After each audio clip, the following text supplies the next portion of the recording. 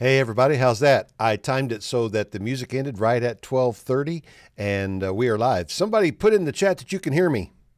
I'm going to watch the chat and make sure that my microphone is on and everything's working. All right. Thanks. Great. Okay. Good to see you. This is, what is this? Wednesday, February the 10th. And this is the Flipping America RIA meeting. And we got some cool stuff to talk about today. And some things I'm personally very interested in, but also some pretty exciting news on the way. So let me tell you right now, just go ahead and start saying hello to each other. Make sure you click to panelists and attendees. Zoom kind of trips you up on that because it starts out with the default choice just to panelists. Well, if you do that, I'm the only one that's going to see your message. So make sure you click panelists and attendees and say hello to everybody. And also, we have 3 door prizes today, so pick a number between 1 and 100, and the 3 closest to that number are going to win. That's right. So, hey, Brenda, and I see some names going by there, but I can't keep my eye on the chat. And if you have questions during the presentation, just put them into the Q&A tab, and I'll be happy to answer those as well. So say your number. Also say where you're from, and please answer this networking question, my favorite networking question of all. How can we help you grow your business? I really am here to help you grow your business. One of my goals, and I'm going to be talking about goals today, one of my goals before I quit is to help 1,000 people become real estate millionaires. And I hope that they will pay me a little something along the way as a coach and a mentor. But at any rate, if I can help 1,000 people become real estate millionaires, I believe that most of those people are going to go out and take their excess money and do some good in the world. And so I will have played a tiny part in a lot of people doing some good in the world. And that fires me up. That gets me up every day. And it's a big part of why I do what I do. And it's a big part of why we do the Flipping America RIA, just to be flat out frank with you about it. Okay, now I'm going to see if I can switch over here to this screen and let's do the announcements. Today's talk is Get Stuff Done, coming from yours truly. We'll get to that in just a minute. Tomorrow night, let's see, click on that. Maybe that'll work. All right, there we go. Tomorrow night, Rod Cleef is one of the largest apartment buyers in America. He also teaches people how to buy multifamily. And it's so cool to have Rod, a lot of energy, lot of juice, a lot of knowledge, and he will be with us tomorrow night.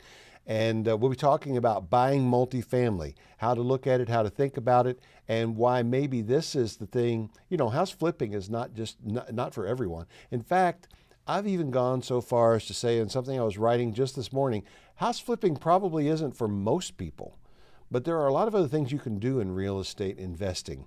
So tune in tomorrow night and listen to this talk. You could have no experience whatsoever and start out buying apartments. Yes, you can. Now, next Wednesday at this same time, I've got my good friend Ramon Tux coming here. And I don't know if he's going to come here, but he's going to be on. And we're going to talk about the road to financial freedom. I'm going to put some questions to him, and we're going to talk in kind of broad strokes about how to achieve it. Do you have to buy into the I go to work from 9 to 5 or from 11 p.m. to 3 a.m. or whatever? Do you do the W-2 job for 40 years, then retire and hope that you saved enough in order to actually enjoy life? Or is there a different plan? The different plan could be financial freedom. Is that available to you? Is it available to me? Is it available to anyone who is willing to work for it? Well, we're going to talk about that next week with Ramon.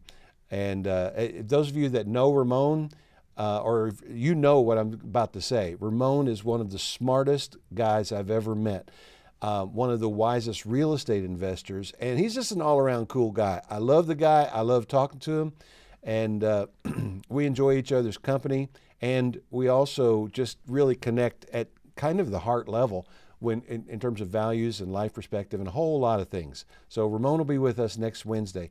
Then next Thursday night, I'm going to introduce a new course called Find Your Fit in Real Estate Investing. And everyone who signs up for the call and is on the call next Thursday night is going to get this course for free, just to help us kick it off. And this is going to what I was talking about earlier, where I said flipping houses isn't for everyone. Well, how to figure out what is your thing. Maybe before you waste a lot of time and money and going to trainings and paying for this and that, maybe figure out where you should be heading before you get started. And so I've developed some thoughts around that, some materials, presentations, and an entire course will be ready next week. And that's Thursday night. Okay. Here's the pledge for the Flipping America RIA. We started this last time. I've used this pledge for years in our live events, but I guess it's going to be a while before we get back to live events, so I just decided to bring it into the meeting. You ready? All right, put your hand over your heart and repeat with me.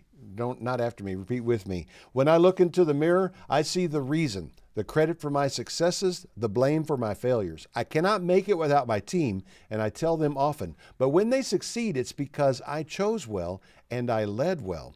When they fail, it's because I did not choose or lead well. I am the reason. I may have setbacks, but I cannot fail if I don't ever give up.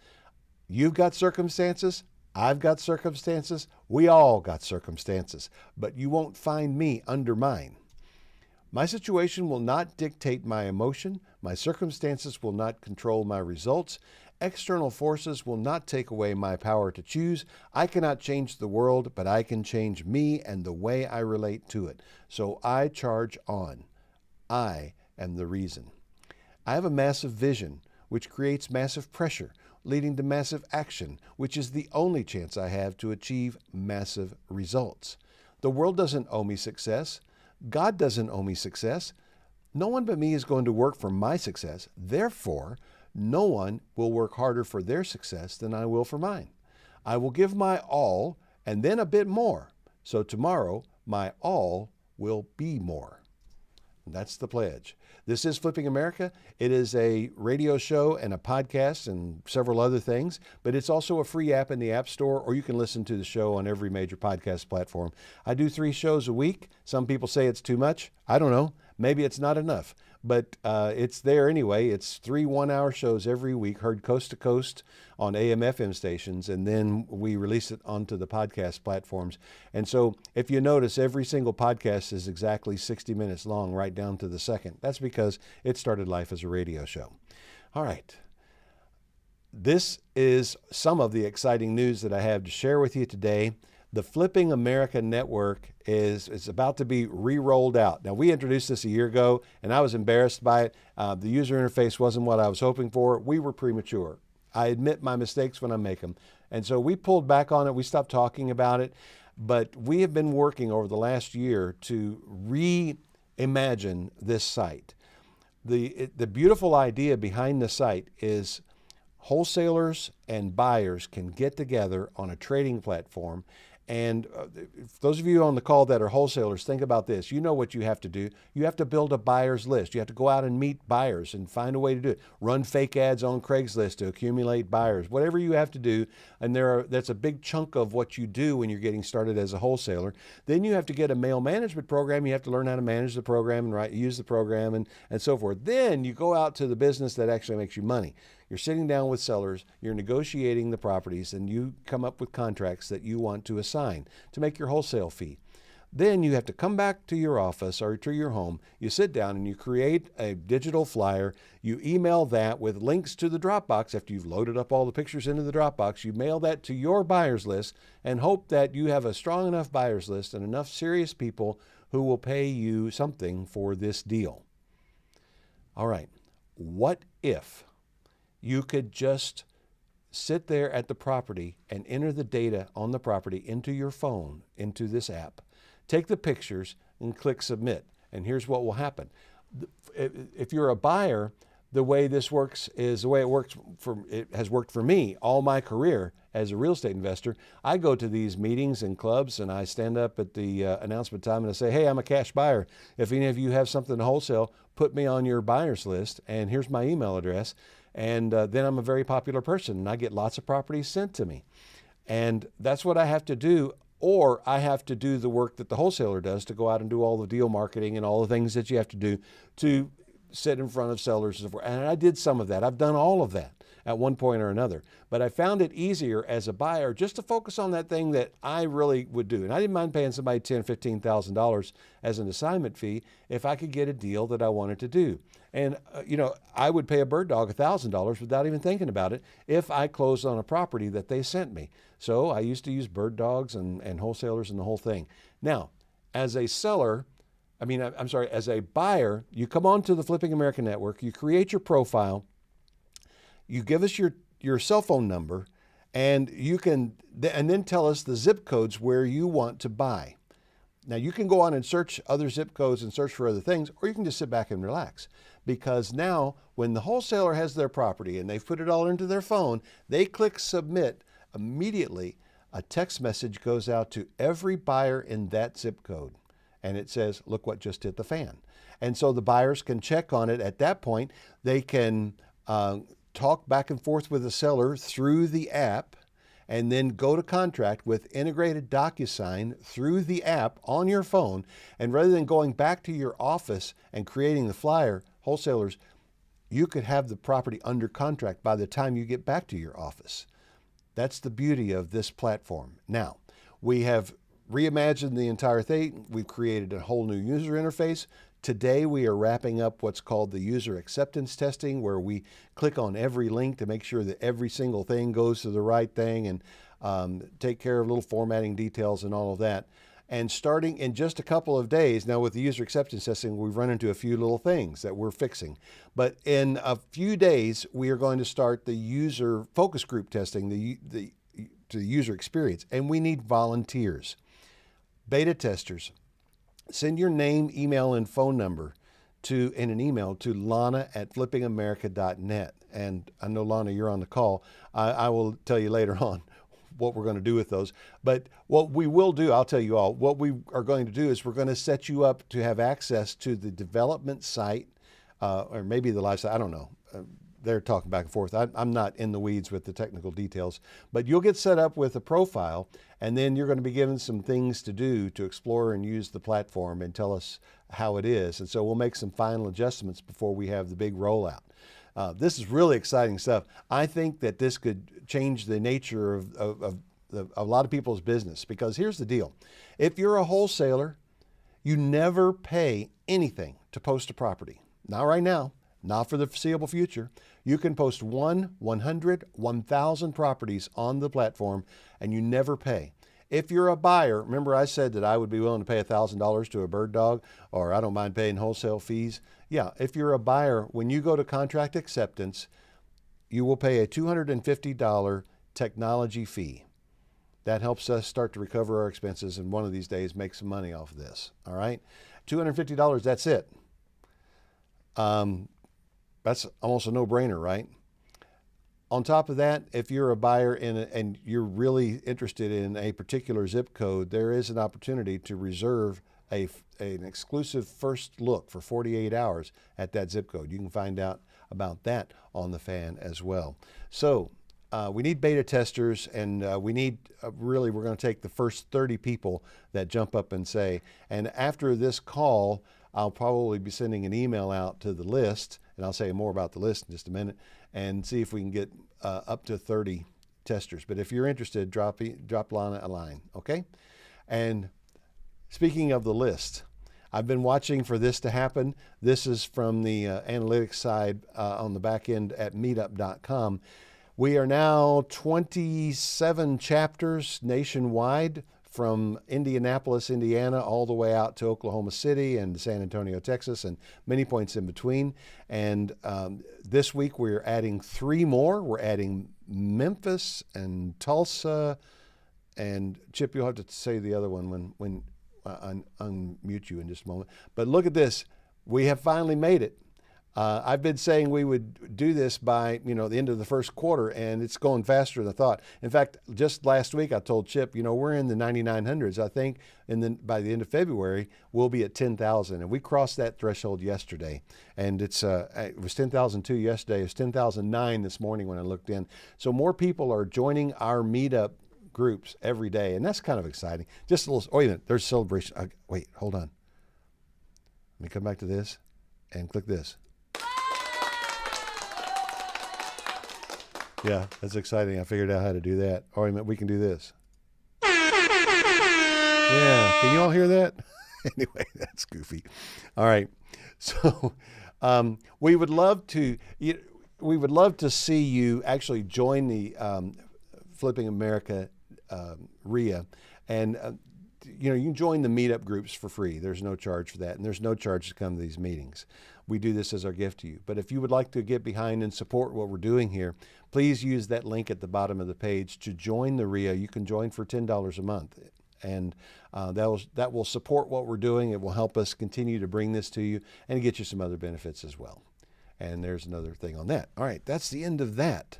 So I'm going to switch back over here, and I want to say thanks to our sponsors. Thanks to American IRA. If you want to do investing with a self-directed retirement account, go to americanira.com/flipping America. Talk to the good people there, and you could be investing in real estate, and all of your profits and gains might be tax-free. I also want to say thanks to Bay Mountain Capital, a big part of what's going on here at the Flipping America RIA. And Chip Cagle works with Bay Mountain Capital. Chip, I've unmuted you. Say hello to everyone and tell us about what you guys are up to. Hey, Roger.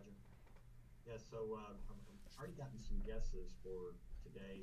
Did you say what you were giving away? Did I miss that? No, I didn't say what I was giving away, did I?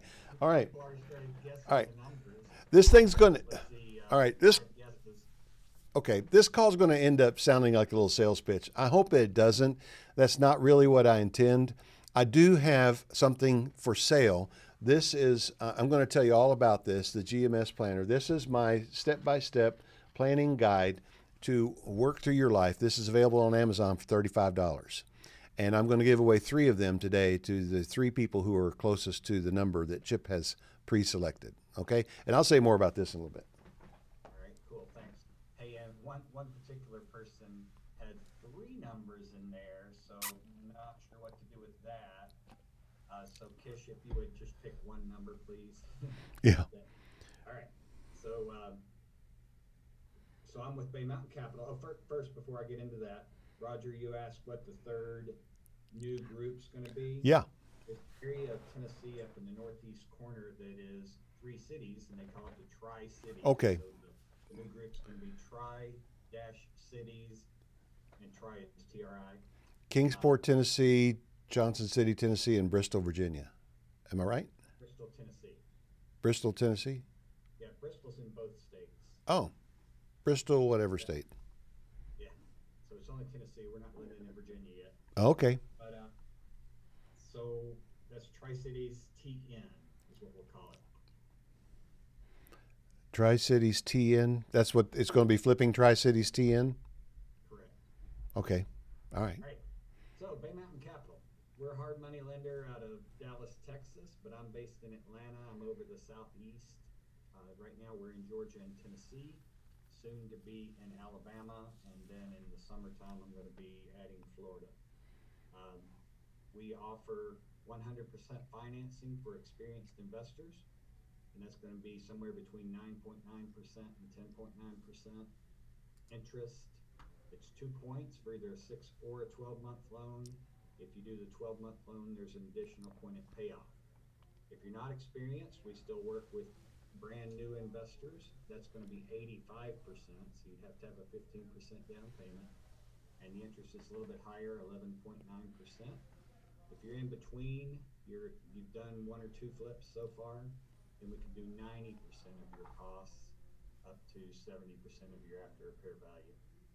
So I'd love to talk to you about all that. I know that was a lot of information to throw at you in a brief period of time. I'll put it in the chat, and you can digest it there, and also my contact information. Thanks. If you have some experience in investing in real estate and you listen carefully to those numbers, this is an amazing offering. This is kind of the best hard money deal going out there. So if you happen to live in one of the states where Bay Mountain Capital is lending, you've got to talk to Chip, because they can make it happen for you. And Chip has introduced me to the guys at the top of the company, and it's a blessing and a joy to know them. They're all good people, and they take care of their borrowers, and they do some things that other hard money companies don't do. For example, the feasibility study, just to make sure that your deal is really going to work out with you, for you. And in that sense, they kind of they're not just protecting themselves, they're protecting their borrowers as well.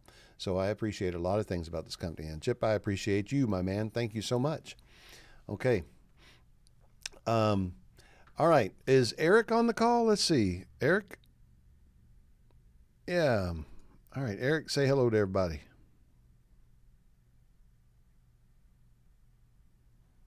Maybe I caught him off guard.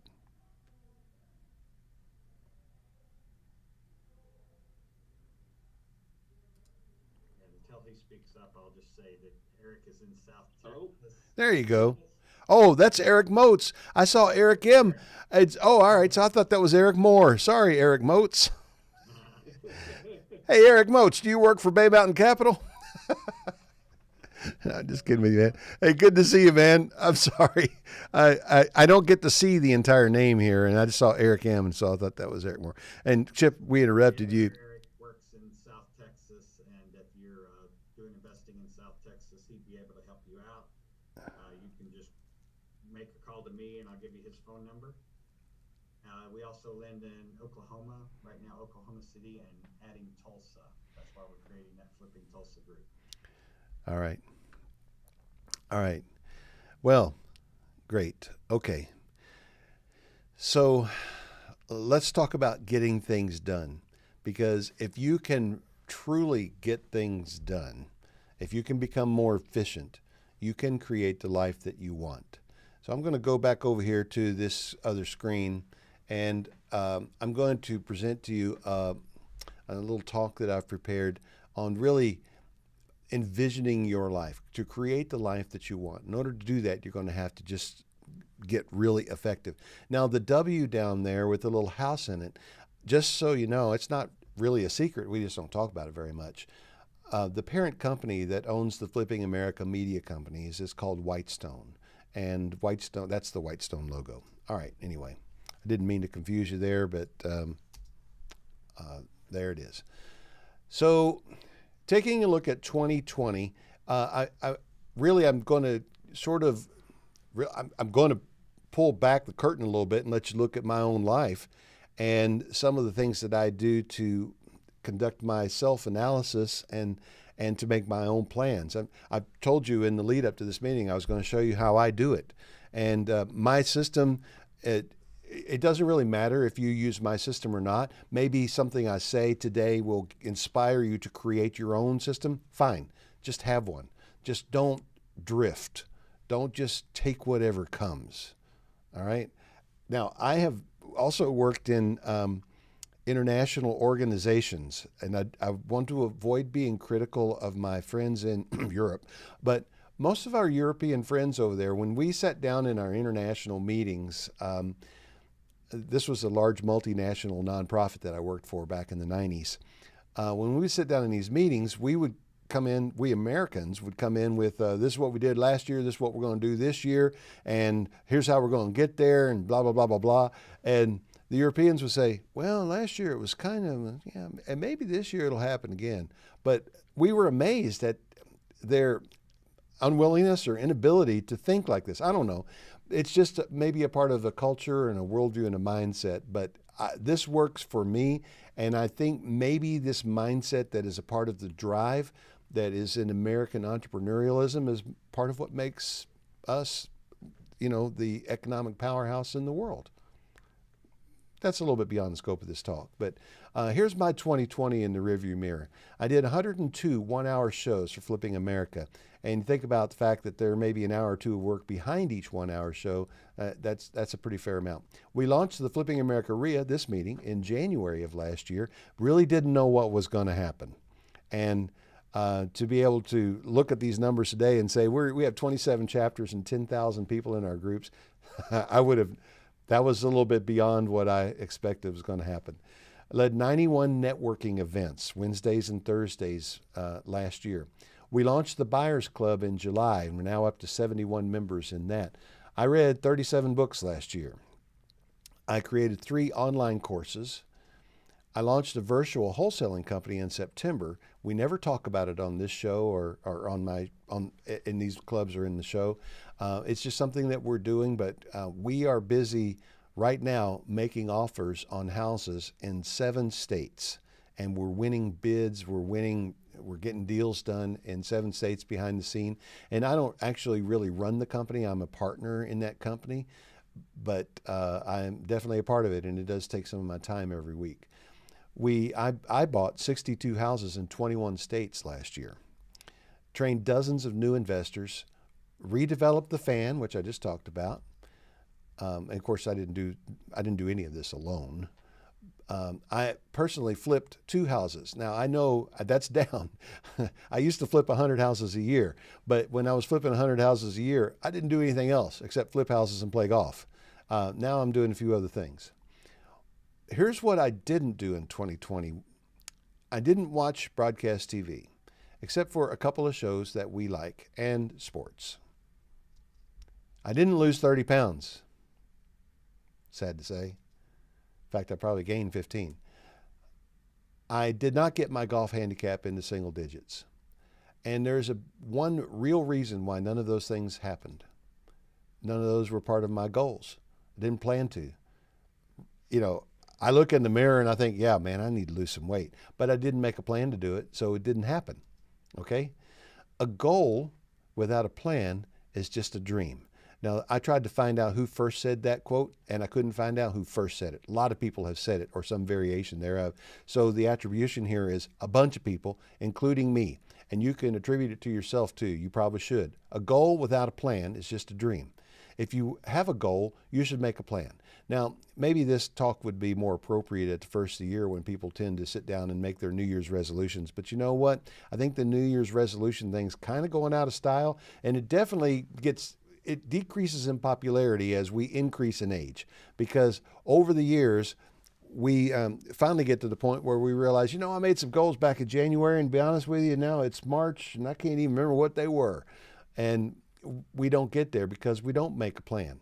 So I want to take this idea of having the right kind of goals and make a plan to get there. So let's talk about goals.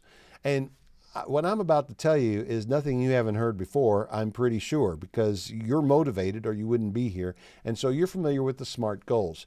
A good goal, though, is a goal that matches predetermined criteria. And here's the SMART goal, the SMART, what do you call it? I'm drawing a blank on, it's the abbreviation, anyway, whatever the word is. It's specific, measurable, achievable, relevant, and time-based. Acronym, that's the word I was looking for. I knew it started with an A. I was going, through all the words that I know that start with A. Anyway, there you go, SMART goals. And you've heard this before, so I'm not going to spend a whole lot of time on these, but I want to give you some examples. Here, let's look at some goals that are good and not so good. Read 10 recommended business books in the next year.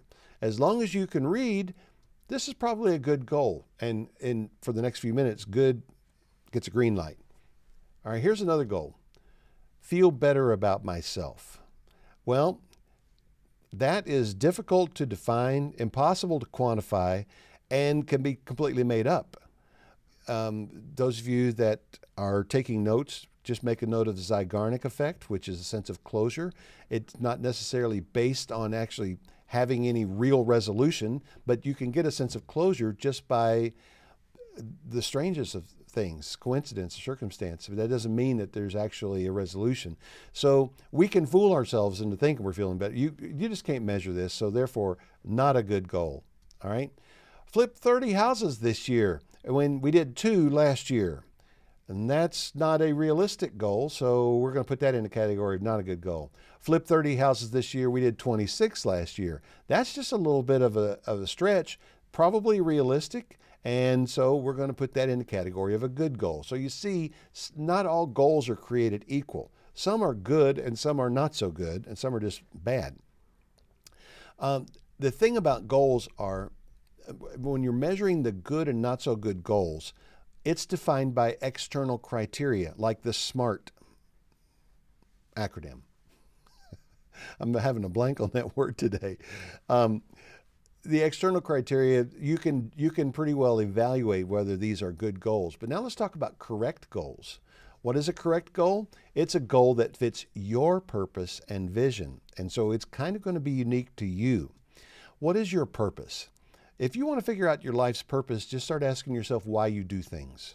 Why am I doing this? Why am I doing that? Why? Why? Keep asking why. And if you give yourself an answer, then, be like the insistent 5-year-old and say, why? Keep on asking why. And eventually, this will bring your inner motivations to light. And it's good to do that, to bring it from the realm of the unconscious or the subconscious into your conscious thinking. This is what really is motivating you. And find out whether that's money or love or something else. It's good to put that out there, name it, and identify it, because then you can respond accordingly. When you understand your purpose, then you could start to craft a vision for your life. And the vision, and Mark Dolfini, my good friend, has an entire course on vision, and I recommend that you take it because he does some of the best thinking about this topic I've seen. And but basically, your vision is a description of your future life. What do you want it to look for? You can have a vision for your life 12 months from now, 3 years from now, 10 years from now, your retirement, or you can even have a vision for your life in terms of what people will say about you after you're gone. All of those things are good and worth thinking about from time to time. Your correct goals are defined by your life context. Let me give you some examples. If you set a goal to watch every single college football game, is this a correct goal? Well, if you're a sports reporter with a college football beat, then yeah, this is a correct goal for you. This fits your life context. If you're just about anybody else, that's too much football. 26 or 80 college football games in a 45-day span, that's I don't really know that would be a correct goal for anyone. As much as I love college football, I don't ever plan to watch every bowl game there is. Some of them, though. Lose 15 pounds. Well, if you're an average American, this is a good goal because the average American is 20 pounds overweight. However, if you're 5 pounds underweight, this is not a correct goal for you. So this is one that you should not set. And these are examples of how correct goals are determined by your life context. Now, I want to talk a little bit about time management and life balance because these are important principles as well, and they're not universally defined. The thing I want to say about time management is this. You have enough time to do everything you really want. And I say this to my contractors, my employees, and the people in my life. The one thing that you should not tell me is I didn't have enough time. I call flying biscuit on that. That's just not true. You have enough time to do the things that you want to do. The truth is there is something else that you wanted to do more than whatever it is you're telling me you didn't have time to do. In most cases, if you're honest about it, that's just fine. In some cases, it's something that you were supposed to do for your job or something that, we had a contractual agreement to do, and you didn't do it because you didn't have enough time. Well, that tells me that you need to do some managing of your time and your priorities because there is enough time to do everything that you want to do. If you find that you really want to do so many things that you cannot possibly get them done, then you probably need to take a look at what you have committed to do and maybe learn how to say no to some things. All right? When it comes to life balance is self-defined and it's decided in context. Right now in my life, I spend 2 or 3 evenings a week working until 7:30 or 9:30. I would not do that if I had young children at home, but I'm an empty nester and I make purposeful time to spend time with my wife. We do lunch together. We have lunch dates throughout the week, and we spend a lot of time with me unavailable on the weekends where, just devoted to her. And the important thing is your close family is going to confirm if your life is out of balance. So I'm always checking with Diana. She's always saying, you don't need my permission, but I want her agreement. I want her to make sure that we are in alignment with what I'm doing with my time, and that she doesn't feel neglected or left out at any time. Why? Because, well, I love her and I want to keep her. Okay? The logical flow of the way things go in the life of a get-it-done person. So we start with our purpose. We understand our why. We go from there to vision, and then we hit life situations. Now, our life situation, your life situation is 95% determined by the choices that you have made. I will give a 5% allowance to difficulties that were beyond your control. But even then, you are where you are because of the way you responded to the difficulties that were beyond your control. In a very real way, your life situation is the result of your decisions. Even when you've had situations come to you, and almost everyone here, I'm sure everyone here, has had situations handed to us in life that were so difficult we couldn't imagine having to bear them. Yet, our response to them has put us into the situation we are in now. And what I would really like to encourage you to do right now is to begin or finish the process of accepting complete responsibility for your life situation, wherever you are. However broke you may be, however much time you don't have, whatever your relationship situation is, accept responsibility. Say to yourself the pledge, I am the reason. I am the reason. Because you can't really do anything about your life situation until you accept responsibility and take charge of the things that you can control. What can you really control? You can control yourself. What can you change? You can really change yourself. You can't change the world. You can't change the events that happen to you, but you can change what you think about them and what you do about them and how you respond to them. So you are in charge of your life situation. If you want a different situation, you can get into one. Ask anyone who has immigrated to this country in search of financial opportunity and freedom. They came because they wanted to change their situation. They took responsibility. They didn't say, woe is me, I was born in the jungles of the Amazon and there's nothing I can do with my life except hunt and fish. I don't want to hunt and fish. I want to experience technology. And, I'm just making this up right now, but you see what I mean? You are in charge. Accept that you are in charge. And be a little bit purposeful about how you make your decisions to create your life situation. Out of this, you're going to establish some goals. And we've been talking a little bit about goals today. But goals alone are not enough. I'll say more in a minute. From goals, we're going to break them down to milestones. That's breaking the goals into pieces. And then we're going to take steps. And steps are also known as your daily deliverables. Okay? Let's talk a little bit about why we don't reach our goals. I'll tell you why we don't reach our goals, because we set goals and we didn't mean it. We set goals and we didn't make a plan to reach it. It could be that you tried your very best and just fell short or fell just short. And that's really actually not so bad. And sometimes circumstances change. Circumstances change that suddenly make that goal unrealistic, or circumstances change that make that goal irrelevant or unimportant, and there's no point in pursuing it. Life happens, okay? And somebody said to me one time, if you want to make the heavens laugh, just tell God your plans. Right. So life does happen to all of us, and that changes the situation. But if we're pursuing a thoughtful course, it may be a lane change, it may be a different direction, but we can adapt to whatever life hands us if we're thinking about things. So I want to talk to you about setting some goals, and then let's reach them. All right. This will help us to start each week with clear direction, sort our priorities based on a predetermined plan, and say no to meaningless interruptions and time wasters. We can overcome Stephen Covey called it the tyranny of the urgent. I love that phrase because we deal with urgent stuff that is not important all day long. And we need to rule those things out by having a prior arrangement on our schedule that we have to keep. I'll say more about that in a minute. This is going to allow you to reduce your stress and eliminate your time overload if you just have some clear goals and a plan to reach them. Okay? Notice where I put make the money you need. make the money you need comes after you do all this other work. If you focus first on the money, that can lead you astray. And that leads you down the path of doing things for money that maybe you probably shouldn't do.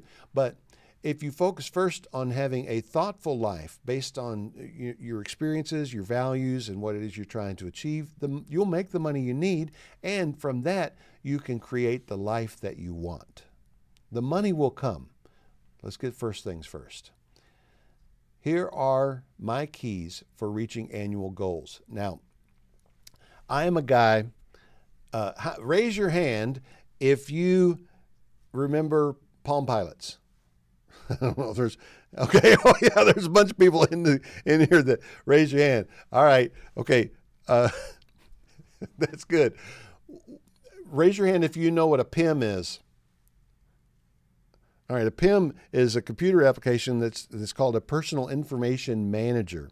And I used the PDAs, I used a Palm Pilot, I used a PIM. All right, how many of you remember the very first smartphone, which was a Samsung phone that it had a name, I don't remember what it's called now. And it had different functions on it where your calendar and so forth. It was like a Palm Pilot, but it had a phone. And then the Palm Pilot people came out and created a phone called the Treo phone. Well, I had that too. Then there was a BlackBerry, and then there was the iPhone, and well, the rest is history. And we're now up to where almost everybody on the call is familiar with the technology. But I've been trying since I started my career in the mid-'80s to organize my life. I've always been motivated. I've always tried to get a lot of things done. I've always probably tended to take on more than I should. And in order to accomplish everything, I've got to organize my schedule. So I'm always looking at schedule organizers and things and this and apps and programs and techniques and methods and books that I read and so forth. But here is something that I've noticed over the years. It may just be me. I think of myself as a fairly motivated individual, and it may just be me, but if I adapt a system that's too complicated, I won't stick with it. I just don't. As much as I love Stephen Covey, I got that Covey time management planning system and so forth, and there's so many steps and things involved in it. I would just dig into it for a week or two, and then it would start to slow down, and then, I'm too busy. I don't want to fool with that. I know what I'm doing. So I wouldn't do it. It's better for me just to make a real simple, if I can come up with a real simple way of breaking down annual goals. And here they are. Break them down and review at least once a week. I said breaking down your annual goals. I meant meeting your annual goals. Break them down and review them at least once a week. That's it. That's the 2 key steps. Break the goals down. When I was 17 years old, I started in Bible college in Chattanooga, Tennessee, and I had a course called Old Testament Survey. And one of our assignments was to read the entire Old Testament in one semester. That's a fair amount of reading. And I thought, okay, that's a pretty big goal. So I got until, like the second week of December to read the entire Old Testament. Okay. Well, the next day was shooting hoops at the gym, then basketball practice, and then, I was taking piano at the time too, so I had piano practice, and then I had homework, and then I had a paper to write for Intro to Psych, and then I had a reading assignment for English Lit that I had to do the next week, and the next thing you know, we're 6 weeks into the semester, and I haven't cracked open the Old Testament yet. And I thought, boy, I need to do that. I won't bore you with the whole long story, but you probably know how it went. We got down to Thanksgiving break, and I had not started on reading the Old Testament. And between Thanksgiving break and Christmas break, I had about a month, I had to read the entire Old Testament. That's 39 books, and that's a lot. And so for the next few weeks, it was every spare moment was reading. And guess what? I got to the day before, and I still wasn't finished. And I didn't want to lie. So, I'm in Bible college, trained to be a minister, and lie about whether or not I read the Bible. Didn't want to do that. So I figured out that if I read all night for 2 nights before I had to go in there and say whether or not I'd read it, I would make it. Now, I don't know if you've ever tried to stay up for 72 hours straight, but guess what? It doesn't work when you're 17 years old. And I just turned 18. But anyway, I barely slept, and all I did was read. I let some other homework assignments go, but I can say that I was truthfully able to say I finished. But man, oh man, was that stressful, and it didn't have to be. Well, next semester was New Testament survey. And guess what our assignment was? We had to read the entire New Testament by the end of the semester. But I may be slow, but I can learn. And so I figured out, well, let's break this down. So I actually went and did a logical thing. So I need to have this much read by the end of the first week. And that way, if I have to pull an all-nighter, I'll pull the all-nighter at the end of a week instead of, multiple all-nighters at the end of the term. And guess what? Stress-free living, baby. And once I learned how to apply that process to my other classes during final exam week, I was able to get time out on the tennis courts at the college because everybody else was busy cramming. But I'd spent the whole semester studying, and I already knew what was what. So break it down. And then after you break it down, you have to review once a week because you know what we all humans share? Bad memory. We don't remember. Yeah. So you have to put it in front of yourself at least once a week. At least once a week. I call it goals, milestones, and steps. There's nothing really clever or creative or brandable about these words. It's goals, milestones, and steps. When I take a goal, I break it down into milestones, and then I create some steps around it. So let's talk about the milestones, because milestones don't mean an even break, okay? But you can ask yourself, can this be divided into 4 equal parts? For example, if I want to read 8 books in a year and, I've got 4 quarters, well, I can break that down into even parts, just read 2 books a quarter. But you also should ask, will I see diminishing returns or increasing returns for my effort in this? For example, if I want to lose 15 pounds, the first 10 will be easy. The last 5 will be a little bit more difficult. That's diminishing returns. If I want to make $150,000 in flip properties, that's going to be increasing returns. You will make more toward the end of the time period than you will at the beginning. You need to recognize this when you set your milestones as far as breaking down your annual goals. And it's illustrated like this. If you have equal, then there's a line, it's a straight line all the way through 4 quarters. If it's diminishing, then you want to see most of your results for your milestones in the first quarter and expect it to go down. So your rate of gain will decrease every quarter, or the rate at which you lose weight, if that's your thing. If it's increasing, then acknowledge that it's going to be pretty slim at the beginning, but it's going to be nice and healthy toward the end. Just think about that when you're breaking down your goals into milestones. Then there are steps. I work out my steps in a weekly planning session. I'm going to show you in just a minute. When do you do a weekly planning session? You pick the day and time. I like Sunday evenings, but a lot of times on Sunday evening, I find myself still spending time with and enjoying the company of my wife. And if that's true, I don't beat myself up. It's not like some big rule that I have to follow. I'll just sit down on Monday morning and do my planning session. That's not a problem. You pick the day and time. And if you need to vary from week to week, that's okay also. Just make sure you do it at least once a week. Review. Think about what happened last week, where you came up short. This is a good time to be honest with yourself. And think about what you want to try to accomplish this week. You keep your milestones right in front of you, and then you make a plan. So I created a document that looks like this. Every week, I start out my planning session with this page called Looking Back, Looking Ahead. Now I'm going to zoom in here a little bit so you can see it. Hopefully you can read this. The first thing I do is I think about all the good stuff that happened last week. Do a little celebration. Yay, all right, pat myself on the back. I got that done. And then there's undone and new issues. And this time where, you don't need to be brutal with yourself, but you need to be honest with yourself. Oh, I didn't get that thing done. And then, but you ought to ask yourself why. And Jim Gaffigan is famous for saying it's really difficult to get to the gym or to make time to go to the gym when you just really don't want to. And some of the goals that you don't get done, some of the milestones or steps that you didn't take, it's because you just didn't want to bad enough. Write it down. Acknowledge that. deal with that. And then maybe change your goals if you just really don't want to, okay? And then new issues come up. This is the part where you can put in, life happens. Put in those kinds of things. Those new issues may be challenges. They may be opportunities. And then I've got a section down here that I call brain bursts. It's not really a brainstorm. Brainstorm is deliberate, where you sit down and you try to think of stuff. But have you ever been lying in bed at night and you have some idea that just suddenly takes over and you're thinking it through and you get all excited? Oh yeah, oh that could be, oh yeah. And then, well, we could go and do, yeah. And then after you've done all that, you know what I do next?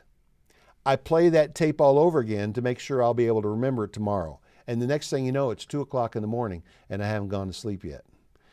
I don't want to do that. So I have taken to keeping a notebook and a pen next to the bed or in the other room. If I have to, I'll get up and go write it down.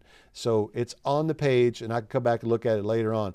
And this is where I write those brain bursts and opportunities. And I had a brain burst yesterday. Lana and I had a nice laugh about it, but I've shared it with my family and they all think it's a good idea. And you all may be hearing about it a little later on, but I write them on this page right here, the brain burst page. And I give it some time to think about it because probably 99 times out of 100, when I come back and look at those brain burst things that I've written, I laugh and I say, what was I thinking, man? That was crazy.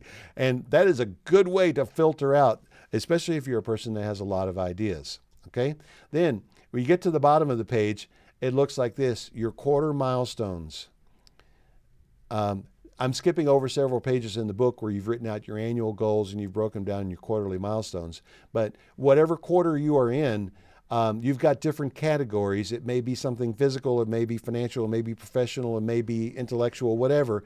And we haven't gone through all that, but you've got some milestones that you're trying to achieve this quarter, and they're going to be the same next week as they are this week. But you're going to write them down every week because this is how you keep them in front of you. And then when you think about your quarterly milestones, then you travel right down to right below that. What are some steps that I need to take this week in order to take the next step to reaching that milestone? And you write those things down. Once you have written those things down, right across the page from what you're looking at is your calendar. This is a handwritten calendar. It comes in the GMS book that I showed you earlier. And we made it undated so it could last. I could sell the same one for 2-3 years without having to completely reformat. Anyway, you write in the dates at the top in the green there, and then you've got basically an 8 a.m. to 9 p.m. schedule, and you can just write in stuff. Now, the way I do this is a lot of stuff gets put on my Google Calendar digitally. So I will actually look at my Google Calendar digitally and come in and write it on this calendar. Why do I do that? Well, when things are on my Google Calendar, I've noticed that I don't really remember them as well. I have to consult the calendar once or twice a day. But I also noticed a few years ago when I started doing this, if I took the time to actually write them on a page, I remembered them so much better. I've got my whole week memorized. Why? Because I've written it all down. And I don't even actually do it every week. Some weeks I fail. But the weeks that I do write down, I've got them. And I'm on top of things. So you write the stuff in here, and I'll show you what one of my pages looks like in a minute. Well, actually, I don't think you're going to be able to see it much in this little camera, but no, in fact, I'll wait. I'll wait a minute. Oh, there you go. I forgot. I scanned the page in. This is this week, actually. I don't want to spend a whole lot of time here because there may be something personal on there. But you notice I penciled in John on Friday afternoon. That's time with my son. We're going to go and hang out. It's his birthday on Sunday, so we're going to go hang out on Friday afternoon so he can spend Sunday with his fiance. That's the big news, everybody. He got engaged last week. So anyway. Hey, Roger. What? Somebody commented in here that it's hard for us to see what you've got up there. That's right. I don't want y'all to read all that. That's personal stuff. Well, even the one before, it was real fuzzy. Oh, really? Yes. I don't know how to fix that. It looks clear here. We can't. That's okay. See it. I'll show you the actual book in a minute. All right, going on. I want to talk a little bit about to-do lists. They have their purpose, but think about this. you live in something called time. You don't live in a list. I I tried some to-do list apps a few years ago, trying to, get more organized and be on top of things a little bit better. And the apps that I used didn't even, you just basically created a list. You weren't even able to create a deadline for it. That didn't do any good. It didn't help me organize anything. If now a task list can be useful as long as your task list lives inside of time. And you can make a list of things that you have to do in order to achieve one of these steps. But generally speaking, and I don't want to throw shade at any app developer out there, but there are sophisticated apps that are nothing but a to-do list, and I don't recommend it. I recommend you think about your life in terms of a calendar, because that's, time is how we organize our lives. And then, there I said it, list apps are generally a waste of time. So, this goals, milestone, and steps process became the GMS planner that I showed you earlier. I never intended to publish it, but I used it in meetings for a while, and people would invariably notice that I was scribbling down something in this big notebook that I carry around with me all the time, and they wanted to know what it was. And if I would show them, they would almost always say, "Man, you should sell that." And after hearing about that for a few years, I decided, okay, I'll sell it. What can I name it? Well, I'm going to freely admit this is not the most creative name out there. We call it the GMS Planner because it stands for Goals, Milestones, and Steps. I've seen other names of other planners that I wish I'd have thought of that, but I didn't. And so here's what it is, the GMS Planner. And there's a link where you can go get the 2021. I sell the entire planner that has the annual and the quarterly retreat guides built into it. And you can use it this year and next year and the following year. Then I've got to do a redo. It comes with a lot of interesting thoughts and guidance for these retreats and everything like that. It's $35 on Amazon, and that's what it looks like if you buy it. And no, we didn't spill water on it. That's the design of the cover, okay? And real quick, I want to tell you the process that I follow. I review last year. I do a mind map, usually with a whiteboard, but the last year or so I've been using a program called Miro. If you want more information on Miro, I'll be glad to give it to you. It's a cool little thing. I write out my goals and the milestones. I do a budget around that. And then every quarter I get away for a couple of days and I do a personal retreat. And I follow the retreat guide that's written into the GMS Planner. And I try to stay a year ahead in my tentative plans. And, last year we had to do a retreat and do a big adjustment because of the pandemic. And it turned out okay. We had a pretty good year last year, but that's because we were able to adjust and follow a thoughtful process. The process I follow each week, Sunday evening planning, I already told you that, the daily calendar, and take notes as I go through. Now, closing thoughts. Change is inevitable. Our priorities will change. The things that are important to me now are not the same things that were important to me in my 40s, 30s, or 20s. Circumstances change. Sometimes life does throw you a curveball, and you need to learn how to hit the curveball. You get new ideas. 2 years ago, the Flipping America RIA wasn't even a thought. But we were just hanging out and having lunch, and people were coming out, and Gordon planted that thought. I think Gordon's on the call. He planted that thought in my brain that we should turn this into a RIA. And so we started thinking, talking, working out things, a national RIA, what does that look like, and so forth and so on. And you all know what happened after that. So ideas can come in that can sort of change things up. And that happened with the Flipping America Buyers Club too. That wasn't part of the original plan, but it's responding to the opportunities that life presents. And those new opportunities will come your way. You never can tell what's going to be out there. But I will tell you this, a quote from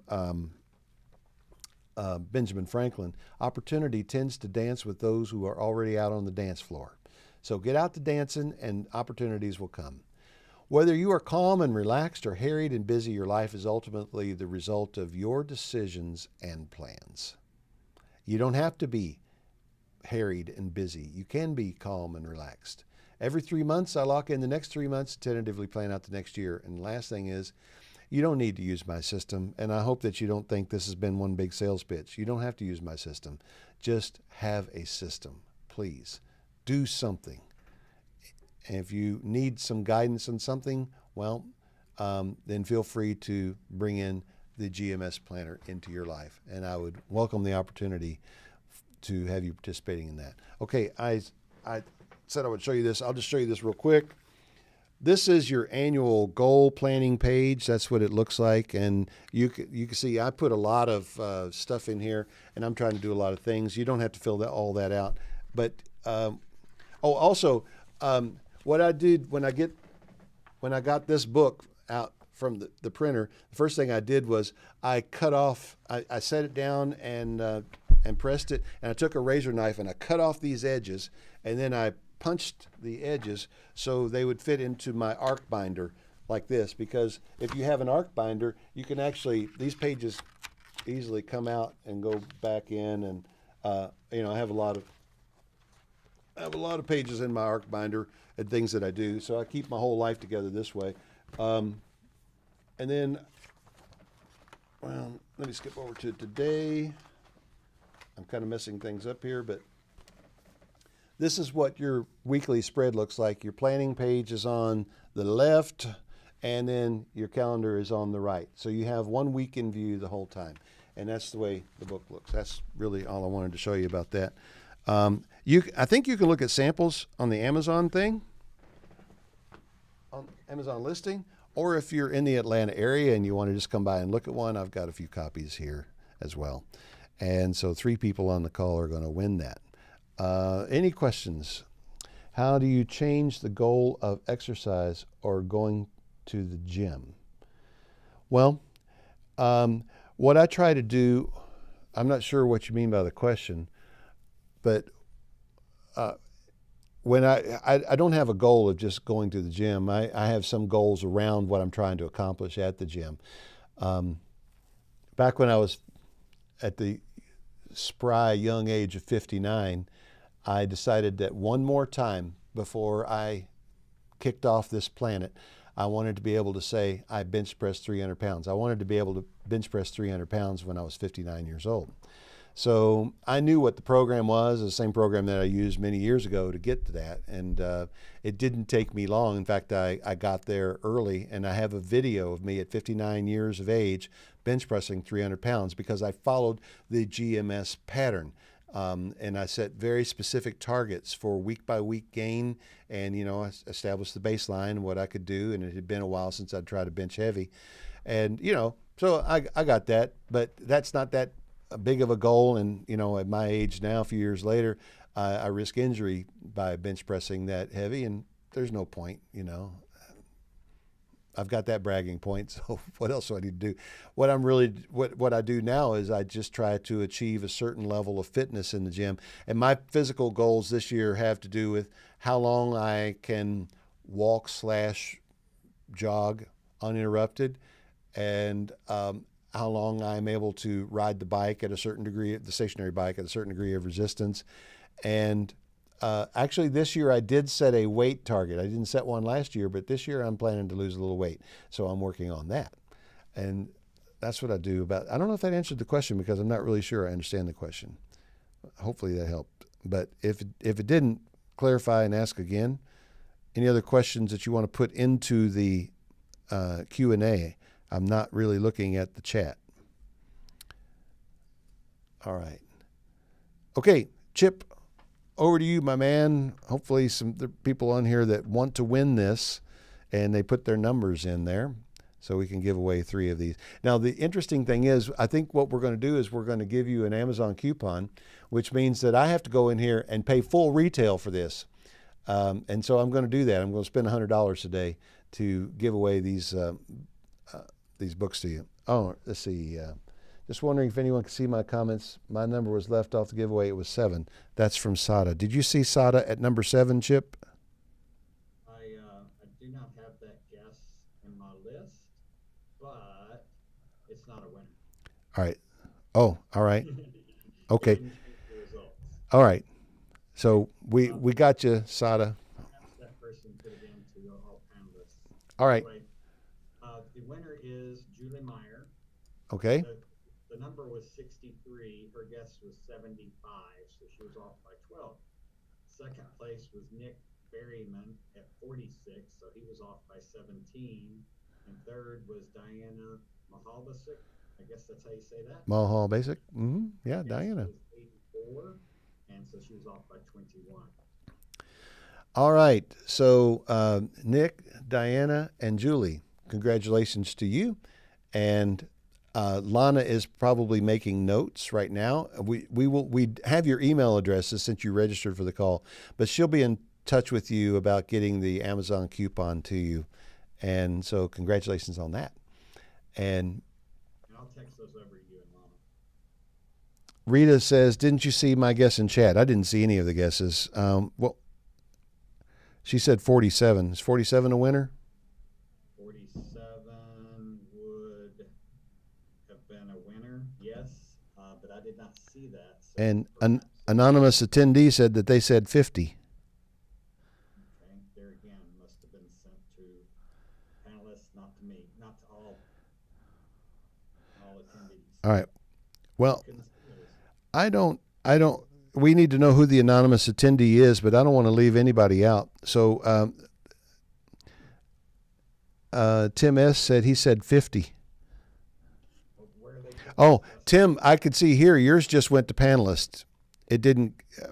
Remember, you have to click that, or check that box down there to send to panelists and attendees.